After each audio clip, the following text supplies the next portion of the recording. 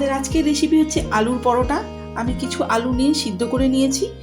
আলুর পুরটা তৈরি করার জন্য আমি কিছু ধনেপাতা নিয়েছি, আর নিয়েছি 4টে কাঁচা লঙ্কা, একটু আদা। এগুলোকে আমি পেস্ট করে নেবো। আলু সিদ্ধটাকে আমি ভালো করে মেখে নিয়েছি। ধনেপাতা বাটাটা আমি এর মধ্যে মিশিয়ে দিয়েছি। এর মধ্যে আমি অল্প পরিমাণ একটু সর্ষের তেল দিয়ে দেবো, আর দিয়ে দেবো প্রয়োজন মতো লবণ। দিয়ে মিশ্রণটাকে ভালো মতো মিক্স করে নেবো। আর আমি পরোটা বানাবার জন্য ময়দা নিয়ে নিয়েছি। আপনারা চাইলে আটা নিতে পারেন। ময়দার মধ্যে সামান্য পরিমাণ লবণ দিয়ে ময়দাটা মেখে নেব। ময়দাটা আমি নরম করে মেখে নিয়েছি। এবার এটা ঢাকা দিয়ে আধ ঘন্টার জন্য রেখে দেবো। এদিকে আমি আলুটা ধনেপাতা দিয়ে, লবণ দিয়ে, সর্ষের তেল দিয়ে ভালো করে মিক্স করে রেখে দিচ্ছি। রেস্ট করা হয়ে গেছে ময়দাটা। আমি ওটা দিয়ে লেচি কেটে নিয়েছি। এবার আমি ওটাকে বেলে নেব রুটির মতো।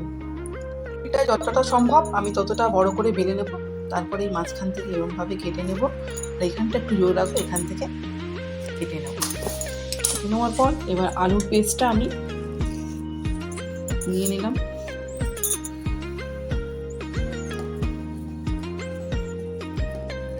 এই জায়গাটা লাগিয়ে দিলাম।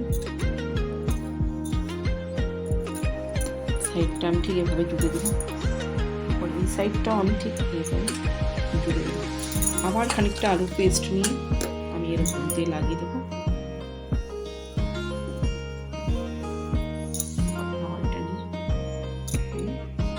জুড়ে দিলাম। এবার হাত দিয়ে যতটা সম্ভব পেস্ট করে এটাকে এবার আমি হালকা হাতে বেলে নেব। আলুর পরোটাটা এরকমভাবে বেলা হয়ে গেল। এরপর আমি এটা গ্যাসে চাটু বসিয়ে দিয়েছি। চাটুর মধ্যে পরোটা দিয়ে দিয়েছি। এবার আমি এটাকে হালকা ভেজে নেব।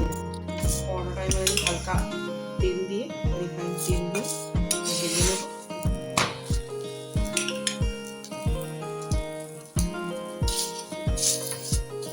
পরোটাটা আমি উল্টে পাল্টে ভেজে নেব। দেখুন ভিউয়ার্স, তৈরি হয়ে গেল আমাদের আলুর পরোটা।